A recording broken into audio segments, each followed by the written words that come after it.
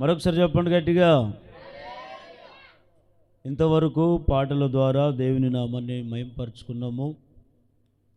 ఈ సంపూర్ణ విశ్వాస ప్రార్థన పండుగ కూడికలోకి కూడి వచ్చిన మీ అందరికీ నా యొక్క హృదయపూర్వకమైన వందనాలండి. అందరికీ వందనాలు. ప్రభు మిమ్మల్ని దీవించునుగాక. మరి ఈ సమయంలో 11 నుంచి మన మధ్యలోకి దైవజనులు దానియేలు గారు వచ్చారు కనుక వారు కొద్దిసేపు దేవుని వాక్యాన్ని అందిస్తారు. మీరందరూ శ్రద్ధగా ఆలకించండి, మౌనంగా ఉండి వినండి. వాక్యం చెప్పేటప్పుడు ఎవరు మాట్లాడడం కానీ అలా చేయడం కానీ చేయకూడదు. వాక్యం చెప్పేటప్పుడు చెవులు మనస్సు ఎటువైపు ఉండాలి? దేని వైపు ఉండాలండి? వాక్యం వైపు నిలపండి. దేవుడు మిమ్మల్ని దీవించునుగాక. మన ప్రభువును రక్షకుడైన యేసుక్రీస్తు నామంలో మీ అందరికీ నా ప్రత్యేకమైనటువంటి వందనాలు. అదేవిధంగా దైవజనులు కూడా నా ప్రత్యేకమైనటువంటి వందనాలు. చాలా రోజుల నుంచి ఇక్కడికి రావాలని చెప్పి మాకు ఆశ ఉండేది. మరొకసారి రావడానికి మరి దైవజనులు అలాగే మరి సేవకురాలు వారి కుటుంబాలను బట్టి మీ అందరికీ నా ప్రత్యేకమైనటువంటి వందనాలు. మరి ఈ దినాన నేను రావడానికి చాలా ప్రయాణాలు అక్కడెక్కడ తిరుగుతూ ఉన్నప్పుడు మరి రోజు రావడానికి దేవుడు కృప చూపినాడు. దేవునికే మహిమ కలుగును గాక. కాబట్టి ఈ సమయంలో దేవుని వాక్యాన్ని మనం చదువుకుందాం. మనందరికీ కూడా తెలిసినటువంటి వాక్యమే. కీర్తనల గ్రంథము 128వ కీర్తన. దరిదాపుగా అది ప్రతిసారి కూడా మనం చదువుకుంటూ ఉంటాం.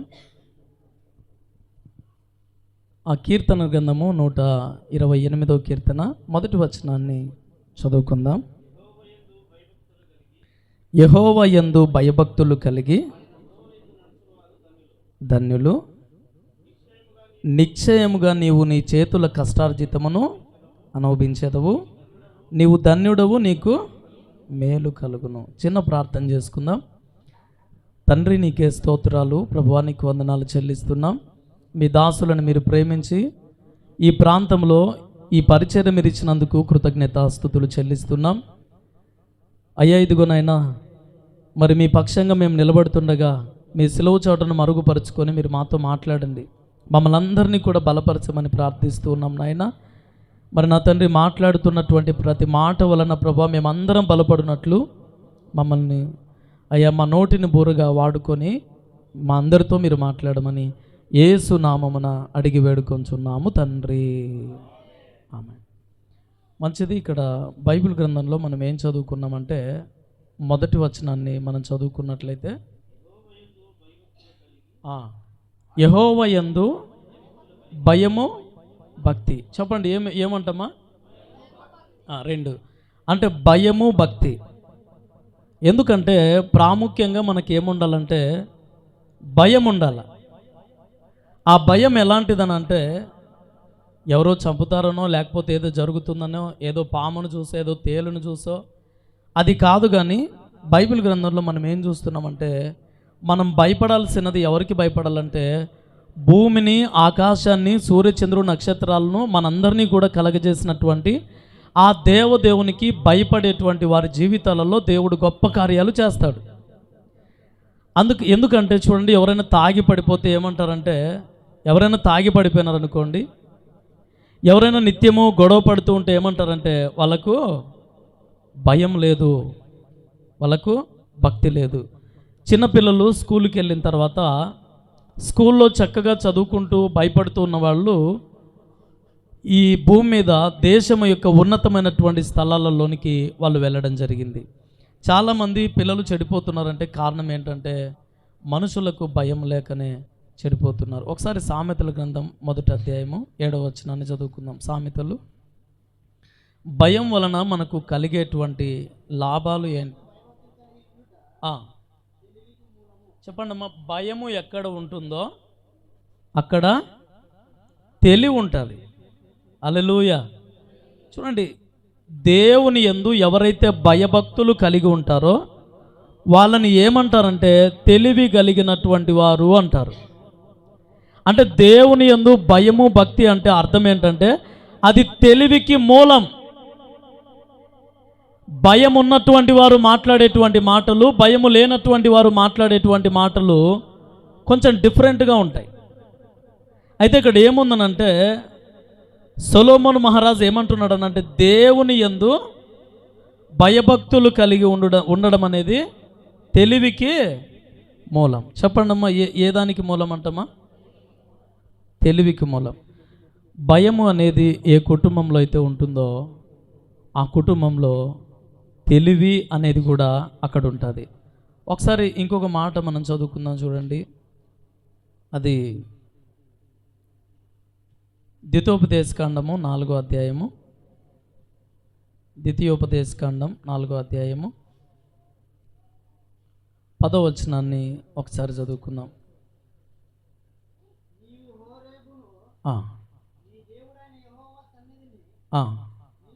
నిలచి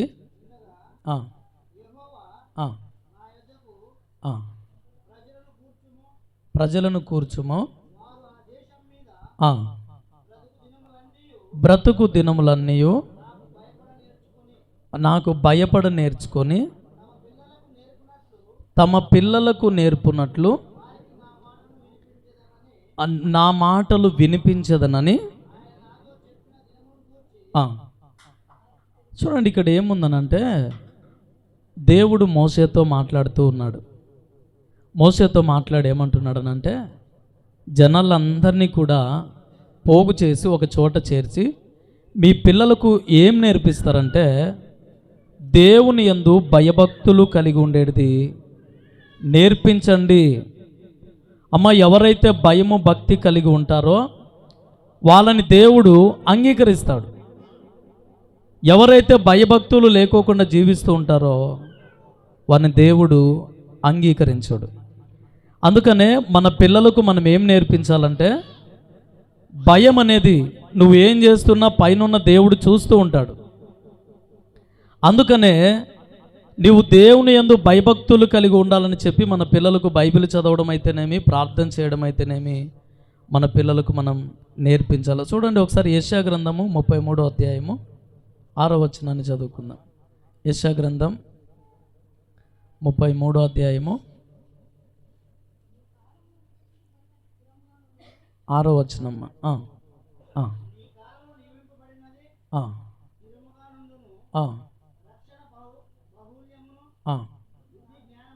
బుద్ధి జ్ఞానములు సమృద్ధియు కలుగును.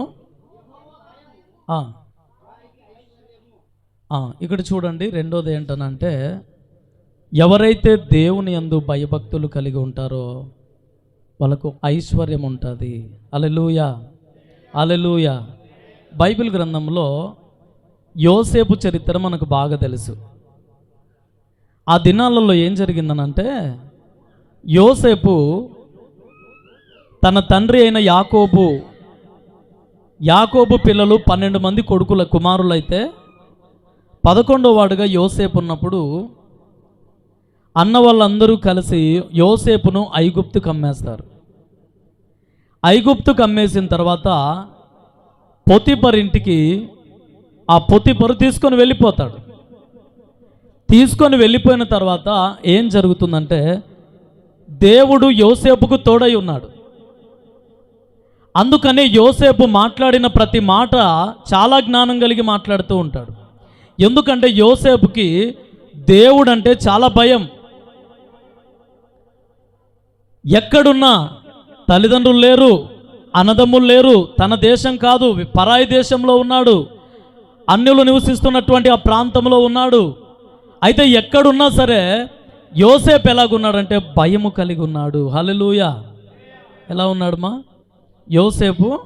భయం కలిగి ఉన్నాడు.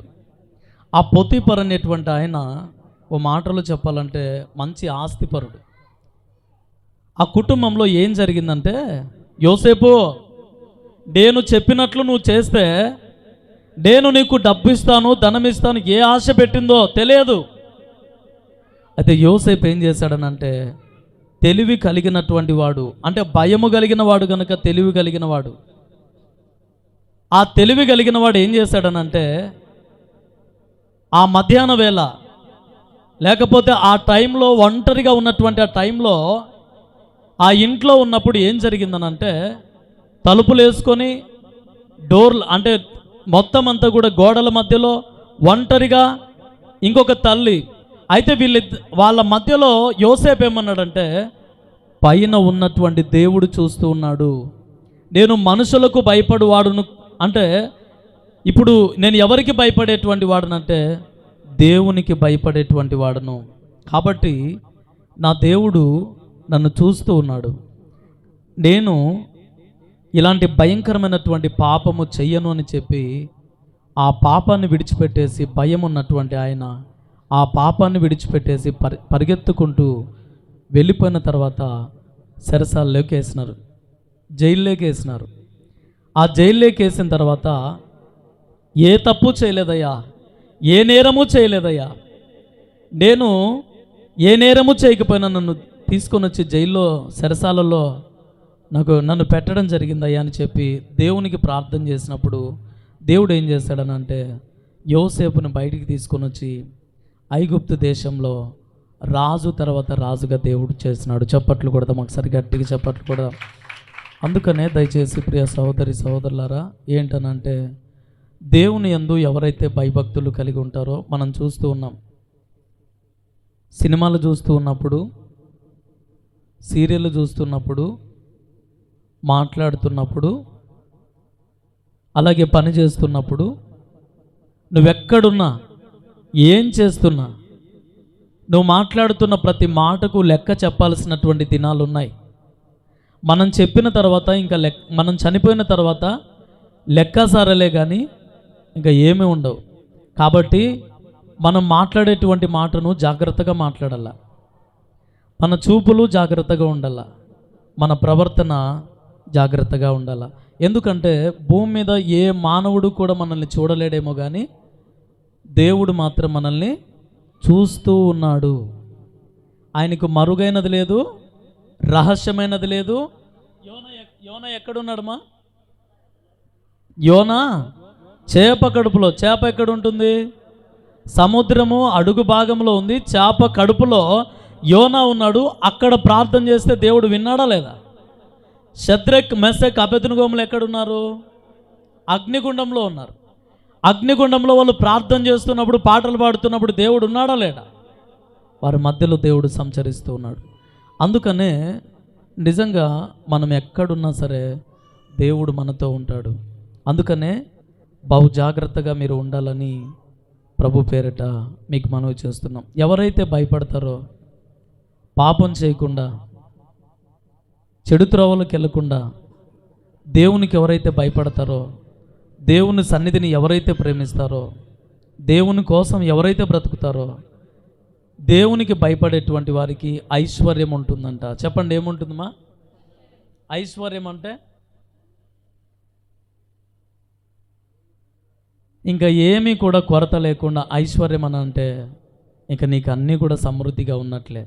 ఎందుకంటే భూమి మీద మనం చేయాల్సినటువంటి పని ఏంటనంటే దేవుని యందు భయభక్తులు కలిగి ఉంటే ఒకటి భయం ఉండాలా, రెండోది భక్తి ఉండాలా. ఈ రెండూ కలిసి మనం ఉన్నట్లయితే కనుక ఏమవుతుందనంటే దేవునికి ఎవరైతే భయపడతారో, భయపడేటువంటి వారు చూడండి, భార్యాభర్తలు ఉన్నారనుకోండి. ఈ మధ్యకాలంలో ఒక జరిగినటువంటి బాధాకరమైనటువంటి సంఘటన ఏంటంటే, ఒక తల్లి తన భర్తతో కూర్చొని మాట్లాడుతూ ఉంది. ఏమండి, పాప సెకండ్ ఇయర్కి వెళ్తూ ఉంది కదా, పాపను చక్కగా చదివిద్దామని చెప్పి ఆ తల్లి భర్తతో మాట్లాడింది. సరే, మరి ఏం చేద్దామనంటే, బాగా చదివిలంటే మనకు డబ్బు కావాలా, డబ్బు కావాలంటే ఏం చేద్దాం అనంటే, ఏం లేదండి, ఒక కిడ్నీ అమ్ముకుందాం. హల్లెలూయా.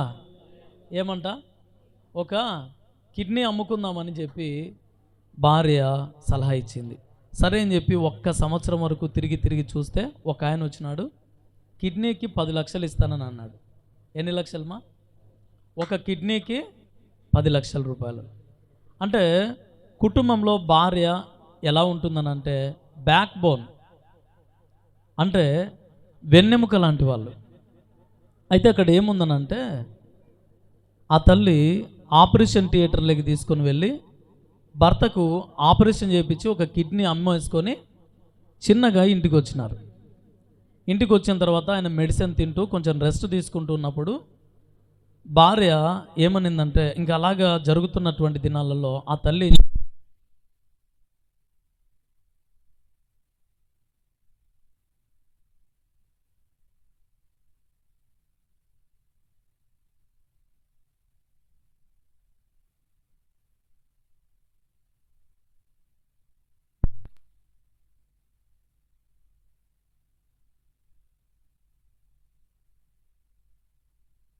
కనబడలేదు అంటే ఎక్కడన్నా వెళ్ళిందో లేమా, ఏమన్నా ఎక్కడన్నా వెళ్ళిందిలేమా, ఎక్కడన్నా వెళ్ళి ఉంటుంది వచ్చేస్తుందిలే అంటే సాయంత్రం వరకు చూస్తున్నారు, రాలే. సాయంత్రం వరకు చూసినా రాకపోయేసరికి పోలీస్ స్టేషన్లో కేసు పెట్టినారు. పోలీస్ స్టేషన్లో కేసు పెడితే ఎంక్వైరీ చేసినప్పుడు ఈ 10 లక్షల రూపాయలు తీసుకొని వెళ్ళి ఎక్కడో పారిపోయిందంట. వేరే ప్రాంతానికి వెళ్ళిపోయి ఫేస్బుక్లో పరిచయం అన్నటువంటి ఆయనతో వెళ్ళిపోయిందంట. ఎందుకు ఇలాగ జరుగుతున్నాయనంటే దేవుడు అనేటువంటి భయం లేక మనుషులందరూ కూడా ఇష్టం వచ్చినట్లుగా బ్రతుకుతూ ఉన్నారు. అందుకనే దయచేసి ఆ కుటుంబంలో భర్తకు చూడండి, ఒక కిడ్నీ అమ్మేసుకొని తన భార్య మరొకరితో వెళ్ళిపోవడం అనేది, దీన్ని ఏమంటారంటే భయము లేకుండా చేస్తున్నటువంటి పనులు. ఎందుకంటే భయము లేని వాళ్ళకు తెలివి ఉండదు. తెలివి లేని వాళ్ళు ఎట్లా మాట్లాడతారో వాళ్ళకి తెలియదు. ఒకసారి మనం తెలివి కలిగిన వాళ్ళు, తెలివి లేని వాళ్ళు మాట్లాడేటప్పుడు ఎట్లుంటారంటే, తెలివి కలిగిన వాళ్ళు నిదానంగా మాట్లాడతారు, తెలివి లేని వాళ్ళు గట్టిగా అరుస్తూ ఉంటారు. వాళ్ళు ఏమంటారు అంటే, భయము లేని వాళ్ళు ఎట్లా అంటే ఎట్లా మాట్లాడుతూ ఉంటారు. కొంతమంది అంటారు నేను ఎవరికీ భయపడను అంటారు. వాళ్ళు ఎందుకు మాట్లాడుతున్నారంటే ఆ మాట, వాళ్ళకు భయం లేదు. కొంతమంది అంటారు ఎవరి దగ్గరైనా సరే నేను మాట్లాడతాను, నేను ఎవరికి భయపడనని చెప్తూ ఉంటారు. అయితే దేవునికి భయపడేటువంటి వాళ్ళు ఏమంటారనంటే, తప్పు లేకపోయినా సరే తప్పు నాదుంది క్షమించండి అని చెప్పేసి, తెలివి కలిగిన వాళ్ళు గొడవలు ఎక్కువద్దు అని చెప్పేసి తెలివి కలిగిన వాళ్ళు ఏం చేస్తారంటే వెంటనే అక్కడితో క్షమాపణ అడిగేసి ప్రశాంతంగా ఇంటికి వెళ్ళిపోతారు. తెలివి లేని వాళ్ళు ఎంతైనా మాట్లాడతారు, ఏదైనా మాట్లాడుతూ ఉంటారు. కాబట్టి తెలివిగా అంటే భయము ఎవరికైతే ఉంటుందో దేవుడు వారినే అంగీకరిస్తారు. మనం ఆరాధిస్తున్నటువంటి మన ఆరాధ్య దైవము యేసు ప్రభుల వారు కూడా ఏం చేశారో ఒకసారి మనం చదువుకుందాం. హెబ్రీయులకు రాసిన పత్రిక, హెబ్రీ పత్రిక 5వ అధ్యాయము 7వ వచనాన్ని చదువుకుందాం. శరీరధారి అయి ఉన్న దినములలో మహారోదనతోనూ కన్నీళ్లతోనూ ఆ తనను మరణం నుండి రక్షింపగలవానికి ప్రార్థనలను యాచనలను సమర్పించి భయభక్తులు కలిగి ఉన్నందున ఎవరు అంగీకరించబడ్డారంటమా? చూడండి, యేసు ప్రభు బ్రతికి ఉన్నటువంటి దినాలలో 33.5 సంవత్సరం ఈ భూమి మీద ఆయన జీవించినటువంటి దినాలలో దేవుడు కూడా ఎలాగున్నాడనంటే భయము భక్తి కలిగి ఉన్నాడు. భయము భక్తి కలిగి ఎవరైతే, చూడండి, ఇంజనీరింగ్ చదువుతున్నటువంటి వారు చదువుతున్నప్పుడు కొంతమంది తల్లిదండ్రులు డబ్బులు ఇస్తే పిల్లలు సినిమాలు చూసుకుంటూ ఎంజాయ్ చేస్తూ అక్కడక్కడ తిరుగుతూ ఉంటారు. కొంతమంది భయము కలిగినటువంటి పిల్లలు 24 గంటల్లో ఒక్క నిమిషం కూడా వృధా చేయకుండా కష్టపడి చదువుతూ ఉన్నప్పుడు కొంతమంది పైనుంచి వచ్చి ఏం చేస్తారంటే, బాగా చదివేటువంటి పిల్లలను వాళ్ళు ఏం చేస్తారంటే వాళ్ళు సెలెక్ట్ చేసుకొని వెళ్ళిపోతారు. ఇష్టానుసారం కొద్దీ తిరిగేటువంటి వాళ్ళని ఏం చేస్తారంటే, వాళ్ళకు చదువు రాదు, భయం లేదు కాబట్టి వాళ్ళని ఎవరు కూడా పట్టించుకోరు. చూడండి, యేసు ప్రభు ఎలాంటి వాడనంటే ఈ భూమి మీద ఉన్నటువంటి దినాలలో మహారోదనతోనూ యాచనలతోనూ కన్నీళ్లతోనూ మనందరి పాపముల కొరకు గెచ్చమనబడినటువంటి తోటలో ఆయన ఎలాగ కన్నీళ్లు గార్చినాడో, ఎంతగా ఆయన మన కొరకు ప్రార్థన చేసినాడో, మన కొరకు ఎంతగా ఆయన సిలువలో మన కంటి చూపును అంటే మన చూపులను బట్టి ఆయన తలకు ముళ్ళ కిరీటం, ఆయన చేతులకు మేకులు, ఆయన పాదాలకు మేకులు, వీపంతా కూడా దున్నపడింది, ఆయన ముఖం మీద ఉమి వేసినారు. అయితే అక్కడ ఉన్నటువంటి వారందరూ కూడా అంటున్నారు, ఇదిగో ఆ తల్లిని దూషిస్తున్నారు, యేసు ప్రభుని దూషిస్తున్నారు.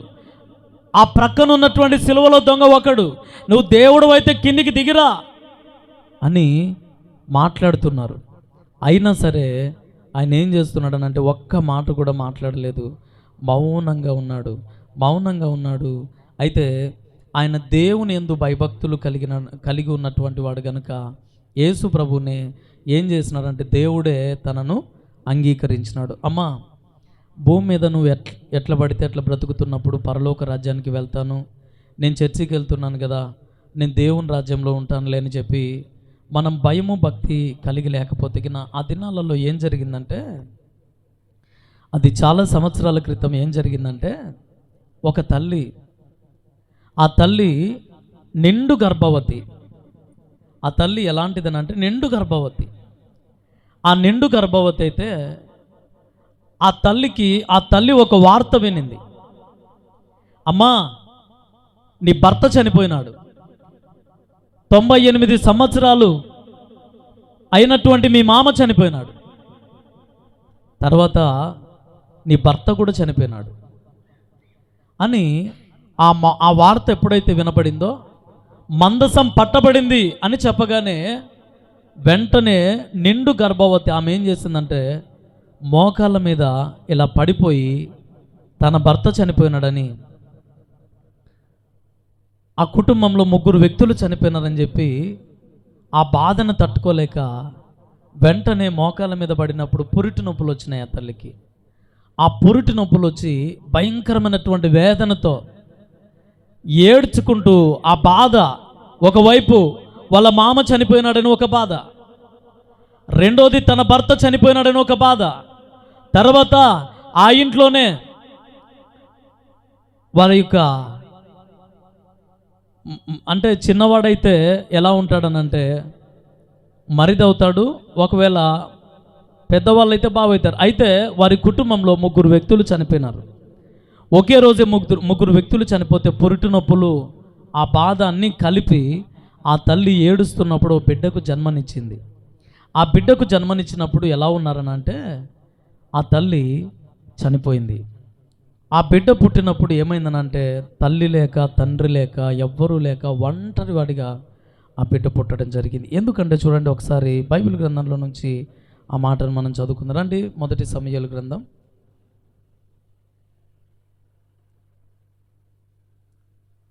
2వ అధ్యాయము. దేవుని భయము లేకోకుండా ప్రవర్తించినటువంటి వారికి ఏం జరుగుతుందంటే, దావీదు కుటుంబం అంతా కూడా చెల్లాచెదరు కావడానికి దేవుడు కారణం కాదు. ఏలి కుమారులు చనిపోవడానికి కారణం దేవుడు కాదు. ఏలి కోడలు చనిపోవడానికి దేవుడు కారణం కాదు. అయితే చూడండి, ఇక్కడ ఏముందనంటే 1 సమూయేలు 2వ అధ్యాయము 12వ వచనాన్ని చదువుకుందాం.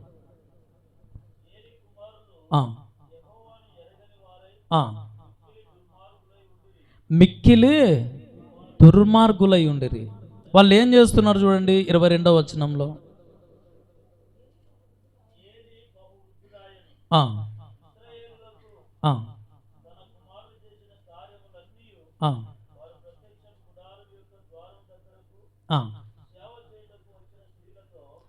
ఇది చూడండి, చాలా బాధాకరమైనటువంటి సంఘటన ఏంటనంటే, దేవుని మందిరంలోనికి వస్తున్నారు కానీ దేవుని భయం లేదు.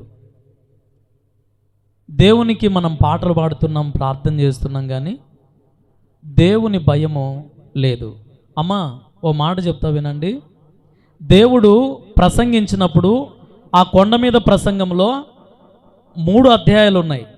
అది మత్తయి సువార్త 5, 6, 7. 7వ అధ్యాయంలో చిట్ట చివరి మాట, అంటే చిట్ట చివరిగా ఆయన చెప్పిన మాట ఏంటో తెలుసా? ఎవరు నా మాట విని నా మాట చొప్పున ఎవరైతే బ్రతుకుతారో బండ మీద కట్టుకున్న బుద్ధిమంతుని పోలి ఉంటాడంట. అయితే ఇక్కడ నేను చెప్తున్నటువంటి మాట ఏంటనంటే, ఏలి పిల్లలు దేవుని భయం లేనటువంటి వారు, సేవకుల పిల్లలే కానీ దేవుణ్ణి ఎరగనటువంటి వారు, దేవుణ్ణి తెలుసుకోకుండా ఉండేటువంటి వారు. ఎవరికైతే నువ్వు ఇప్పుడు ఎక్కడికి వచ్చినావు అంటే దేవుని దగ్గరికి వచ్చినావు, 2 లేక 3 ఎక్కడ నా నామని ధ్యానిస్తారో వారి మధ్యలో నేనుంటా. నిన్న చేసిన పని, మొన్న చేసిన పని అవేవి కూడా లెక్కలేక రావు. కానీ ఎవరైతే దేవుని మందిరానికి వస్తున్నారో, ఎవరైతే దేవుని సన్నిధికి వచ్చి ఆయన సన్నిధిలో సమయం గడుపుతున్నారో వాళ్ళు ధన్యులు. గట్టిగా చప్పట్లు కొడదాం. ఇది చాలా విలువైనది. దీని ద్వారా మనం పరలోక రాజ్యానికి వెళ్తాం. దీని ద్వారా మనకు పరలోకములో గొప్ప బహుమానాలు ఉన్నాయి. ఆయనే కొండ మీద ప్రసంగంలో అంటాడు, మీరు ఈ లోకంలో ధనమును కూర్చుకొనవద్దండి. ఈ లోకంలో మనం ఏం సంపాదించుకోవాలనంటే దేవుణ్ణి సంపాదించుకోవాల. అందుకని ఏలి పిల్లలు ఎలాగున్నారనంటే బహు దుర్మార్గంగా మందిరానికి వస్తారు కానీ భయం లేకోకుండా. ఇప్పుడు దేవుని యందు ఎవరైనా భయభక్తులు కలిగి ఉన్నారనుకోండి, మీ ఇంట్లో కష్టం వచ్చిందనుకోండి, మీకు ఎంత ప్రార్థన చేస్తున్నా స్వస్థత కలగలేదు. అప్పుడు మీరేమంటారంటే, ఇక మన సార్ దగ్గర అభిషేకం పోయినట్లుంది. ఏం పోయినట్లుంది? అభిషేకము. ఒకసారి త్రోవ ప్రక్కన ఉన్నటువంటి ఒక గుడ్డోడు ఉన్నాడు. యేసు ప్రభువులా నడుచుకుంటూ పోతుంటే వాడంటాడు, దావీదు కుమారుడైన యేసు మమ్మల్ని కనికరించు. అప్పుడు దేవుడు ఏమంటాడు? నేను చెయ్యగలనని నువ్వు నమ్ముచున్నావా? చూడండి ఇక్కడ, సార్ మేము చర్చికి వస్తున్నాం సార్, బాగా ప్రార్థన చేస్తున్నాం సార్, దేవునికి అన్నీ కూడా చేస్తున్నాం సార్, కానీ మా ఇంట్లో మాత్రం పరిస్థితులు మారలేదు. కారణం ఏంటనంటే మనకేం లేదనంటే దేవుని యందు భయము భక్తి లేదు. ఇప్పుడు ఫర్ ఎగ్జాంపుల్, ఒకవేళ దేవుని యందు భయభక్తులు కలిగి ఉన్నటువంటి వాళ్ళు ఏం మాట్లాడతారో బైబిల్ గ్రంథంలో ఒకసారి మనం చదువుకుందాం రండి. యోబు గ్రంథము 28వ అధ్యాయము 28వ వచనాన్ని చదువుకుందాం.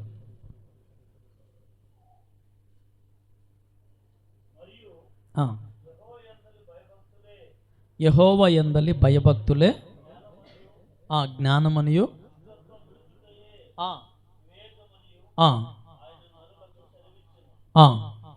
చూడండి ఇక్కడ ఏముందనంటే ఈయన ఏమంటున్నాడు? మళ్ళీ ఒకసారి చదవండి సార్. యెహోవా యందు భయభక్తులే జ్ఞానమనియు. చెప్తున్నది ఎవరు? ఈ మాట చెప్తున్నది ఎవరు? ఎవరు చెప్తున్నారు ఈ మాట? ఎవరు చెప్తున్నారు? ఏబు గారు చెప్తున్నటువంటి మాట ఏంటనంటే ఈ మాట చెప్తున్నాడు. ఏబు గురించి మీ అందరికీ కూడా బాగా తెలుసు కదమ్మా. ఏముంది బైబిల్లో? ఊజు దేశమందు యోబు అను ఒక ధనవంతుడు ఉన్నాడు. ఆయన ఎట్లాంటి వాడంట? దేవుని యందు భయభక్తులు కలిగిన వాడు. ఆయన ఆస్తి తక్కువ ఉందా ఎక్కువ ఉందా? ఎక్కువ ఉంది కదా. ఆయనకి ఎన్ని గొర్రెలు ఉన్నాయి? 7,000 గొర్రెలు ఉన్నాయి. ఒంటెలు ఎన్ని ఉన్నాయి? ఎద్దులు కదా, 500 జతలు ఎద్దులు ఉన్నాయి. గాడిదలు ఎన్ని ఉన్నాయి?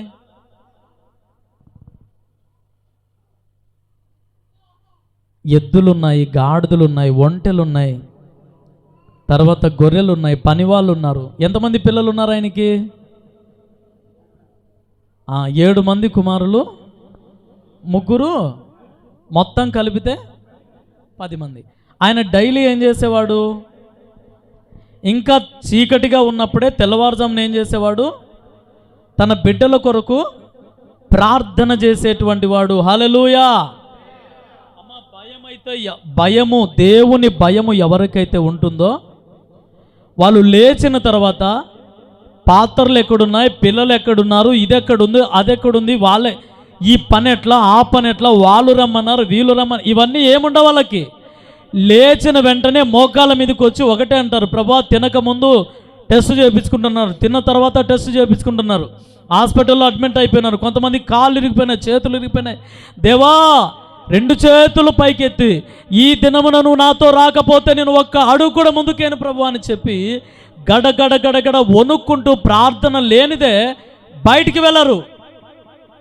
దేవుని యందు ఎవరైతే భయభక్తులు కలిగి ఉంటారో వాళ్ళు ఎలాగుంటారని అంటే, బాగా మనం గమనించినట్లయితే ప్రార్థన లేకోకుండా బయటికి వెళ్ళరు. లేచిన వెంటనే వాళ్ళకి ఏం గుర్తుకు రావు. బాగా గమనించినట్లయితే సెల్ ఫోను గంట సేపు, నా ఫోన్ అయితే గంట సేపు ఛార్జింగ్ పెడితే ఫుల్ అయిపోతుంది.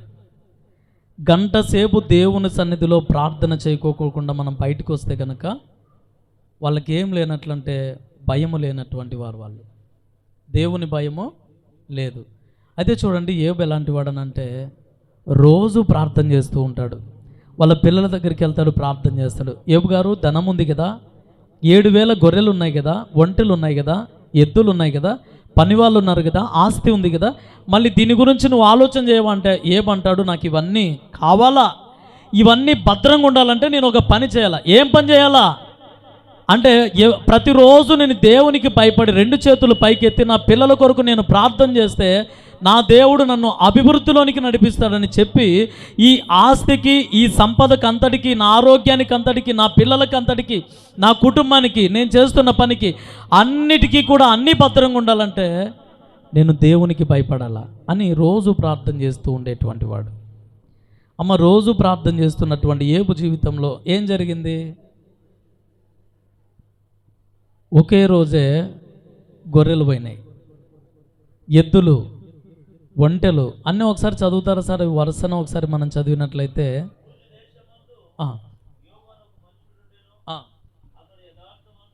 యథార్థవంతుడును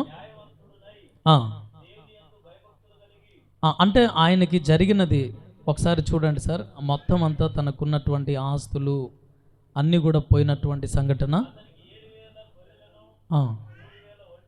3,000 ఒంటెలు, 500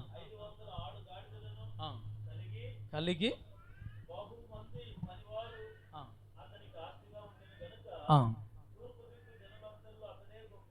అతడే గొప్పవాడిగా ఉండెను.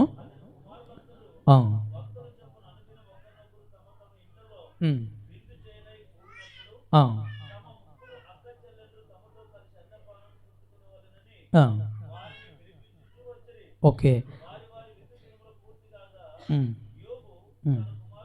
ఇక్కడ ఏముందంటే అమ్మ గుర్తుపెట్టుకోండి, ఏబు గారికి నీ సంతానం ఏందో నీకు తెలుసు, ఏబు సంతానం ఎంత ఉందో, ఆయన ఆస్తి ఎంత ఉందో తెలుసు. అవన్నీ కూడా పాడైపోవడానికి కారణం ఎవరు చెప్పండి మా? సాతానుడు. ఇదిగో, నువ్వు దేవునికి భయపడితే సాతాను నీకు భయపడతాడు. చప్పట్లు కొడదాం ఒకసారి, గట్టిగా చప్పట్లు కొడదాం. ఇప్పుడు నువ్వు దేవునికి భయపడువాడు అయితే నువ్వు ప్రార్థన చేస్తావు. నువ్వు ప్రార్థన చేస్తే పైన ఉన్నటువంటి ఆ దేవుడు నీ ప్రార్థన విని నీ పిల్లల చుట్టూ కంచె ఉంటుంది. సాతాను వస్తాడు, రాలేకపోతాడు. అయితే ఏమైందనంటే ఏబు కుటుంబంలో ఏం జరిగిందనంటే ఎద్దులు అన్నీ పోయినాయి. 14వ వచనంలో చూడండి ఒకసారి. ఎద్దులు నాగలి దున్నుచుండగా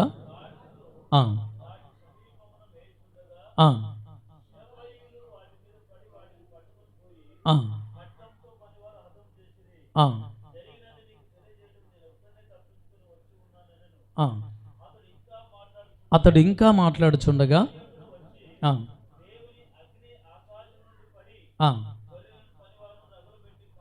అమ్మ, ఇప్పుడు ఈయన ఎవరి యందు భయభక్తులు కలిగి ఉన్నవాడు?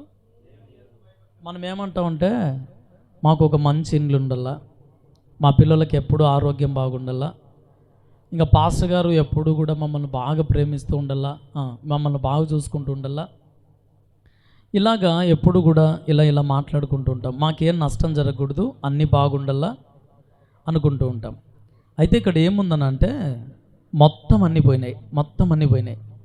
ఇక ఒకడి తర్వాత ఒకడు ఎద్దుల గురించి చెప్తున్నాడు, ఒకడు గొర్రెల గురించి చెప్తున్నాడు, ఒకడు ఒంటెల గురించి, గాడిదల గురించి చెప్తూ ఉన్నప్పుడు పిడుగుపడినటువంటి పని ఏంటనంటే నీ 10 మంది పిల్లలు చచ్చిపోయినారు. ఎవరంట?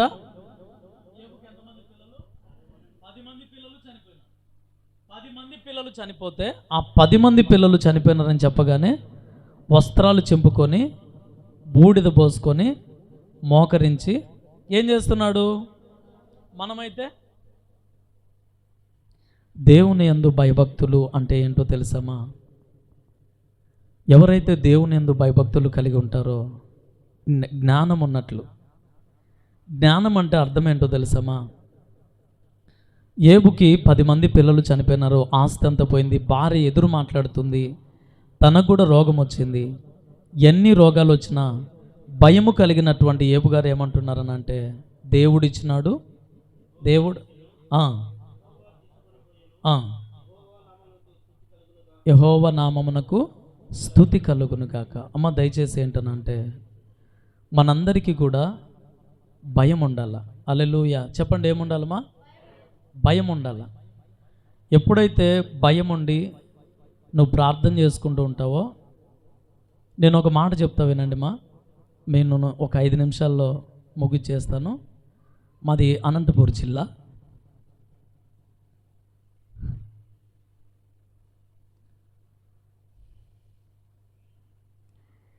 నాకు కొంత సమయం కూడా లేకోకుండా ఉండేది. ఎందుకంటే కొంతసేపు అయినా సరే అక్కడ ఇక్కడ తిరుగుతూ చాలా దేవుని మహాకృపను బట్టి దేవుడు ఇక్కడ కూడా తీసుకొని వచ్చినాడు. మరి దైవజనులు సంతోష్ పాస్టర్ గారు చాలా తెలివి కలిగిన వారు ఆయన. నేను ఇక్కడికి వచ్చినప్పుడు నేను ఆశ్చర్యపోతున్నాను. మహిమ మినిస్ట్రీస్ అనేది నేను ఏమనుకుంటానంటే ఆదోని నుంచి పత్తికొండ నుంచి ఎమ్మెంగనూరు ఈ దైవజనులందరూ కూడా బలంగా వాడబడాలనేదే నాకున్నటువంటి గొప్ప ఆశ. ఇక నిజంగా అంటే నాకంటే చక్కగా వర్తమానం మాట్లాడగలిగినటువంటి దైవజనులు సంతోష్ పాస్టర్ గారు. అయితే నేను ఒక విషయం చెప్తున్నాను, జాగ్రత్తగా వినండి. నాకు చిన్నతనంలో నేను పిండిబడి పోతున్నప్పుడు నా తల్లి నాకు చనిపోవడం జరిగింది. 2nd క్లాస్లో ఉన్నప్పుడు మా నాన్న చనిపోయినాడు. 1st క్లాసు అంటే పిండిబడి పోతున్నప్పుడు తల్లి చనిపోయింది, నాకేం తెలియదు. 2nd క్లాస్లో మా నాన్న చనిపోయినాడు. మా నాన్న వాళ్ళ అన్నదమ్ములు 6 మంది అన్నదమ్ములు, మా నాన్న 3వ వాడు.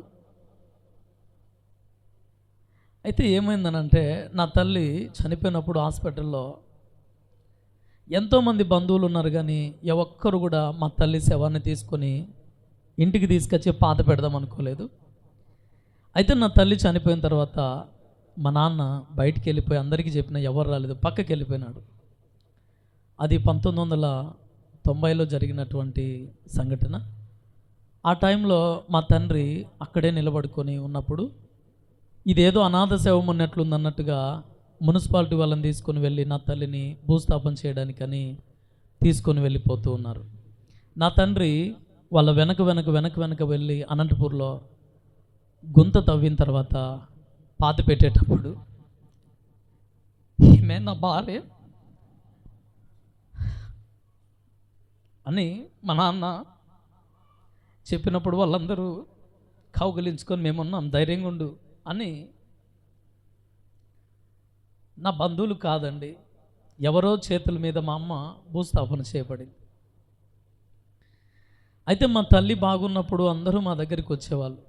ఎప్పుడైతే మా తల్లికి ఆరోగ్యం బాగాలేదో బంధువులందరూ దూరం అయిపోయినారు. ఇక 2వ క్లాసులో ఉన్నప్పుడు మా నాన్న కూడా ఏం చేసేవాడనంటే ఎవరు కూడా అన్నం పెట్టేటువంటి వారు లేరు. ఒక గిన్నె తీసుకొని మా నాన్న ఇల్లు అడుక్కు తిని మాకు అన్నం పెట్టేటువంటి వాడు. ఏమైందనంటే ఒకసారి అన్నం తింటున్నప్పుడు నాన్నకు గొంతులో అన్నం ఇరుక్కుంది. అప్పుడు ఎక్కులు పట్టుకున్నాయి. నేను ఇలాగ చెమ్ము తీసుకొని పరిగెత్తుకుంటూ వెళ్ళి బాణ ఉంటుంది కదా, బాణ, మట్టి బాణ, ఆ బాణ తీసుకొని మా పెద్దమ్మల బాణలో ఇలాగా తీసుకొని నీళ్ళు బయటకు వస్తున్నా. మా పెద్దమ్మ బయట నుంచి చూసి పరిగెత్తుకుంటూ వచ్చి నన్ను చెంపగొట్టి చెమ్ము తీసుకొని బయటికి పెద్దమ్మ మా నాన్నకి ఎక్కులు పట్టుకున్నాయి అంటే చెమ్ము తీసుకొని బయటికి ఇసిరేసిన తర్వాత ఇక రాత్రి 9 గంటలప్పుడు బాణంతా కడిగి సబ్బేసి కడిగి నీళ్ళు పోసి నన్ను పిలిచి ఇలా పట్టుకోరని చెప్తే చెమ్ము ఎత్తి పోసింది మా పెద్దమ్మ. అలాంటి ఉన్నటువంటి దినాలలో నా ఫ్రెండ్ ఒకడు దేవుని గురించి నాకు చెప్పడం జరిగింది. నేను 3వ క్లాస్ చదువుకుంటున్నప్పుడు 1993లో నేను చర్చికి వెళ్ళిన తర్వాత చర్చిలో రోజు మధ్యాహ్నం అన్నం తినేవాడిని హాస్టల్లో. మళ్ళీ మధ్యాహ్నం వరకు అన్నం ఉండేది కాదు. అయితే ఏడుస్తున్నప్పుడు ఒకటే దేవుడిని అడిగిన, అయ్యా నువ్వు నిజమైన దేవుడు అయితే మాకింత అన్నం పెట్టయ్యా, ఆకలితో ఉన్నానయ్యా, నాకు ఎవ్వరు లేరయ్యా అని చెప్తే, చర్చిలో నుంచి బయటకు వచ్చిన తర్వాత ఒక ఆయన నాకు తెలియని వ్యక్తి ఆ దినాలలో నాకు ఆహారం పెట్టినాడు. అయిపోయిన తర్వాత హాస్టల్లో ఒక్కనే పడుకున్నప్పుడు నాతో ఉండండి అయ్యా, నాకు ఎవ్వరు లేరయ్యా అని చెప్పినప్పుడు ఆ దినాన దేవుడు నాకు ప్రత్యక్షమై కనబడడం జరిగింది. ఇక అక్కడి నుంచి నేను ఒక మాట చెప్తున్నానమ్మా, చిన్నప్పటి నుంచి దేవుని యందు భయభక్తులు కలిగి ఉన్నాం. 9 సంవత్సరాలు ప్రార్థన చేసిన, ప్రభా చర్చికి వెళ్ళాలి, సమయం ఇవ్వండి అని 9 సంవత్సరాలు చేస్తే 10వ సంవత్సరంలో ఒక అమెరికా నుంచి వచ్చిన ఒక ఆమె అంటుంది, నాయన నువ్వు రాబోయే దినాలలో గొప్ప సేవకుడు అవుతావు అని పేరు పెట్టి పిలిచి చెప్పడం జరిగింది. నేనైతే నమ్మలేదు. కానీ 2010లో నా చెల్లెలు చనిపోయింది. పిన్ని బాబాయ్ వాళ్ళిద్దరూ కలిసి ఏం చేశారో తెలియదు కానీ పాప ఉరి వేసుకొని చనిపోయింది. పోస్ట్ మార్టం తీసుకుపోతే ఇది ఆత్మహత్య కాదు, ఇది హత్య చేసినారని చెప్పడం జరిగింది. పాప చనిపోయి నేనే ఏడ్చుకుంటా ఉంటే పక్కనున్న వాళ్ళు ఏమంటున్నారంటే, వీడు దేవుని నమ్ముకున్నాడు కదా, మళ్ళీ వాళ్ళ చెల్లెలను దేవుడు రక్షించలేకపోయినాడు అని చెప్పానంటే, వెంటనే నేను కన్నీళ్లు గార్చుకుంటూ నేనేమన్నానంటే, నా దేవుడు బ్రతికించడానికి సమర్థుడే, కానీ నా చెల్లెలు చనిపోయినా సరే, నాకు ఎవ్వరూ లేకపోయినా సరే నాకు నా దేవుడు కావాలా అని, నా చెల్లెలు చనిపోయినా సరే నేను దేవుని వదిలిపెట్టలేదు. అందుకనే ప్రియ సహోదరి సహోదరులారా, ఈ మధ్యాహ్న కాల సమయంలో నేనేం చెప్తున్నానంటే, దేవుని యందు భయభక్తులు కలిగి ఉన్నట్లయితే నిజంగా చెప్తున్నానండి, దేవుడు మనకు గొప్ప ఆశీర్వాదాలు. ఈరోజు పత్తికొండలో మందిరం అనేది చాలా పెద్ద మందిరం. 1.5 సంవత్సరం ఏడ్చుకుంటూ ప్రార్థన చేస్తే అసలు నేను కష్టపడలేదండి. మనం దైవజనులు రవిప్రకాష్ సార్ చాలా కష్టపడ్డారు వాళ్ళు. అయితే మరి ఎందుకో తెలియదు కానీ ఆ మందిరంలో ఈరోజు నేను నడిపిస్తున్నానంటే నిజంగా అది గొప్ప ఆశ్చర్యం అవుతుంది. కాబట్టి ఆ దైవజనులు పత్తికొండ పట్టణంలో పెద్ద మందిరాన్ని కట్టించి దేవుడు మాట్లాడితే మా చేతుల్లో పెట్టేసినారు. దేవుడు ఎన్నో గొప్ప కార్యాలు చేసినాడు. అయితే అమ్మ, తెలివి కలిగిన వాళ్ళు ఏం చేస్తారంటే దేవునికి భయపడతారు. ఎవరైతే భయం కలిగి ఉంటారో వాళ్ళకి తెలివి ఉంటుంది. ఎవరైతే భయం కలిగి ఉంటారో వాళ్ళకి ఐశ్వర్యం ఉంటుంది. ఎవరైతే తెలివి కలిగి ఉంటారో రోగాలు వచ్చినా ఏమొచ్చినా ఏబులాగా దేవుని కొరకు నిలబడతారు. కాబట్టి మాటలు దేవుడు దీవించి ఆశీర్వదించును గాక.